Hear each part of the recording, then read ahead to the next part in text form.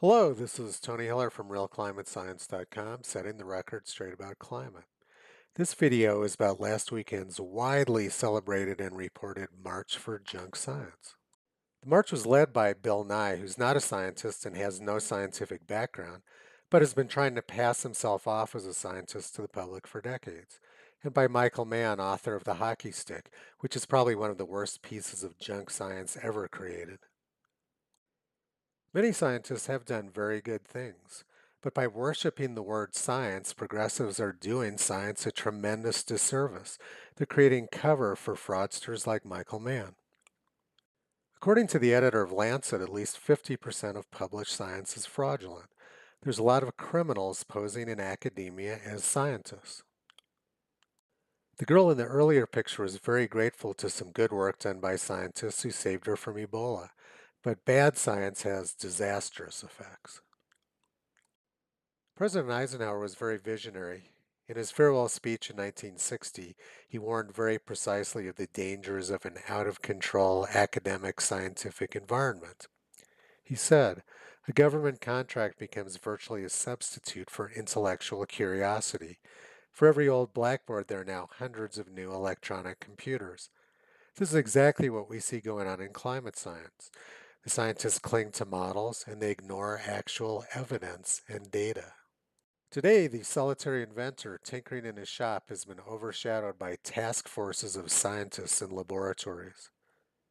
The prospect of domination of the nation's scholars by federal employment, project allocations, and the power of money is ever present and is gravely to be regarded. We must also be alert to the equal and opposite danger that public policy could itself become the captive of a scientific technological elite. This is exactly what happened under Obama's administration.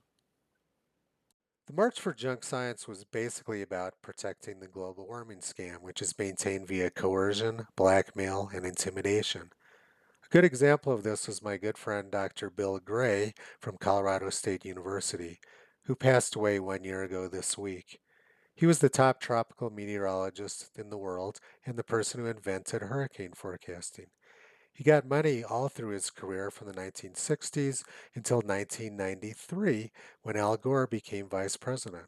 Gore invited Bill to a conference he was holding about global warming. Bill said he would be happy to attend, but Gore needed to know that he wasn't a believer in Gore's global warming theories. Immediately after that, Bill's funding got cut off. He never got another penny out of the government. Another very good example was after the March for Junk Science this weekend. Shots were fired into John Christie and Roy Spencer's office building, clearly an attempt to intimidate them. The people behind the March for Junk Science have no interest in science or the scientific method. They don't debate and they don't follow any legitimate scientific procedures. They try to censor and silence scientific dissent via harassment, blackmail, and coercion. Their purpose is to protect their global warming scam and nothing else. Please visit Toto on the web at realclimatescience.com. He's been pulling back the curtain on junk science for a long time.